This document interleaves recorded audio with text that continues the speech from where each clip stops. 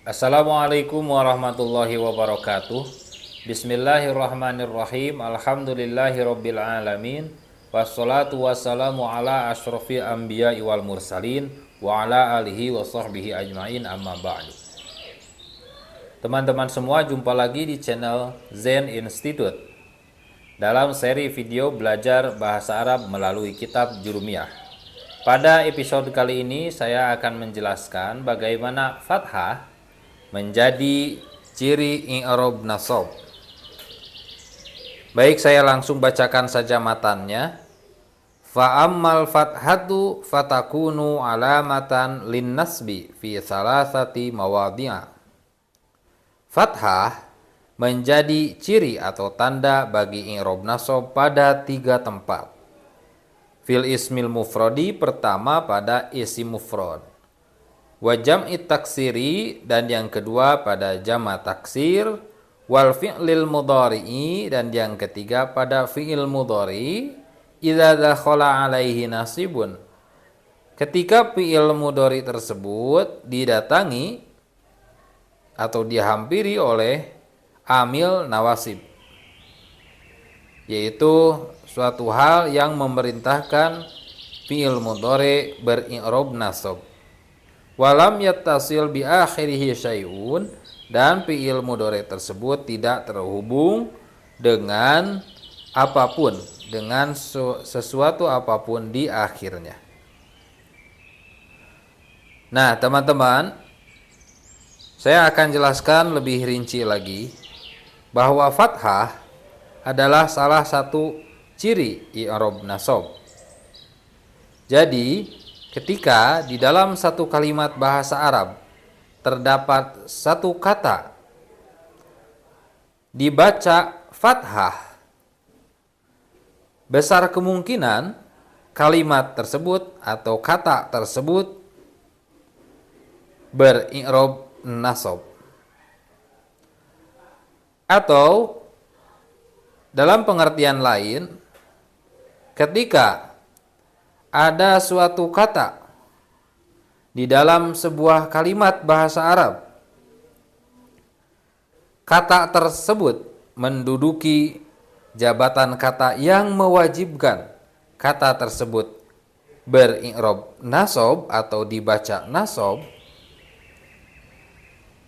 maka besar kemungkinan kata tersebut akhirannya dibaca fathah. Karena fathah merupakan salah satu ciri i'rab nasab. Namun, tidak semua kata dalam bahasa Arab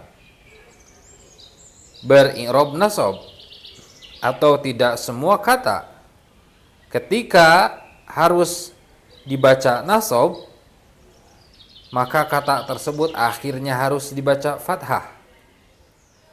Nah, lalu apa saja kata yang ketika berkedudukan nasab harus dibaca fathah? Nah, ini ada 3, tadi saya sudah sebut. Pertama, isim mufrad. Di mana-mana isim mufrad berkedudukan nasab, maka akhirnya harus dibaca fathah. Contohnya isim mufrad di sini Muhammad. Ketika Muhammad menjadi objek, dan setiap objek atau maf'ul di dalam bahasa Arab harus nasab, maka dipastikan kata Muhammad tersebut harus dibaca fathah akhirnya. Karena apa? Karena Muhammad itu bentuk katanya adalah isim mufrad. Kata benda yang bermakna tunggal, bukan bermakna 2 atau jamak lebih dari 2. Intinya kata Muhammad adalah isim mufrad. Nah, sedangkan isim mufrad alamat atau tanda nasabnya adalah fathah. Maka kata Muhammad ketika nasab harus dibaca fathah. Contohnya seperti kalimat Ra'aitu Muhammadan wal fata di sini ya. Di dalam kitab syarahnya saya bacakan contohnya Ra'aitu Muhammadan wal fata. Muhammadan harus dibaca nasab karena jadi maf'ul atau objek dari fi'il fa'il ra'aitu. Saya melihat seseorang bernama Muhammad. Muhammad kan objek. Di dalam bahasa Arab objek harus nasab. Sedangkan Muhammad isim mufrad, maka alamat nasabnya fathah, maka Muhammadan harus dibaca fathah. Muhammadan. Tidak boleh dibaca Muhammadun. Begitupun dengan al-fata. Namun kata al-fata ini berbeda dengan Muhammad. Kalau al-fata ini fathahnya fathah muqaddarah. Tidak secara jelas terlihat ya. Nah teman-teman, yang kedua yaitu jamak taksir. Jamak taksir adalah bentuk kata jamak yang merupakan perubahan dari kata mufrad atau tunggal. Contohnya seperti rasulun, jamaknya rusulun.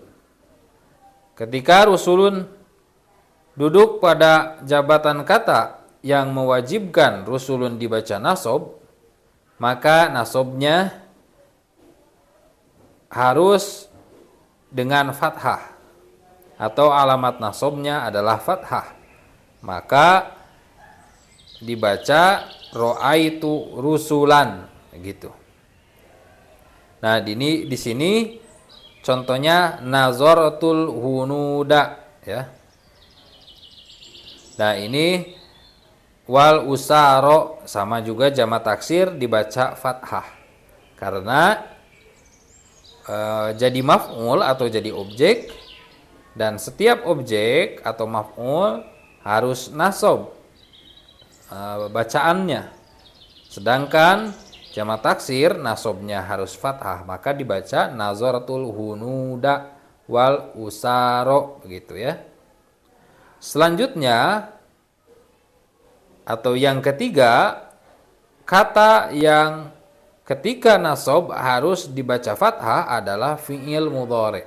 Fi'il mudhari adalah kata kerja yang memiliki arti sedang dilakukan atau akan dilakukan.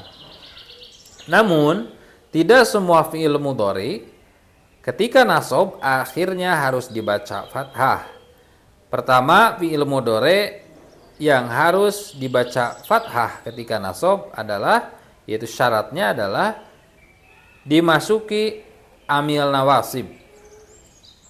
Amil nawasib adalah haraf-haraf yang menasabkan fi'il mudhari, yang mewajibkan fi'il mudhari dibaca nasab. Contohnya saja yaitu lafaz an. Ketika lafaz an masuk kepada fi'il mudhari, misalnya yansuru, maka yansuru harus dibaca nasab. Ayyansuro. Kenapa akhirnya dirubah jadi fathah? Karena fi'il mudhari. Dan fi'il mudhari alamat nasabnya adalah fathah.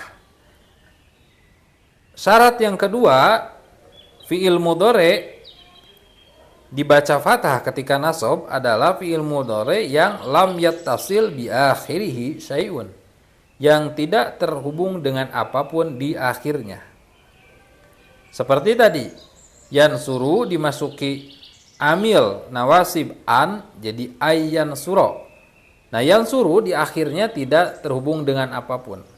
Kalau terhubung misalnya dengan alif yansuroni, maka nasabnya bukan dengan fathah tapi dengan membuang nun, jadi ayyansuro.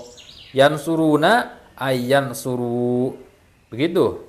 Kalau misalnya fi'il mudhari'nya terhubung dengan nun taukid sakilah yansuronna, maka bentuknya tidak berubah karena menjadi mabni fathah, yansuronna saja, ayyansuronna saja begitu. Nah, itu saja teman-teman secara ringkas penjelasan bagaimana fathah menjadi ciri i'rab nasab.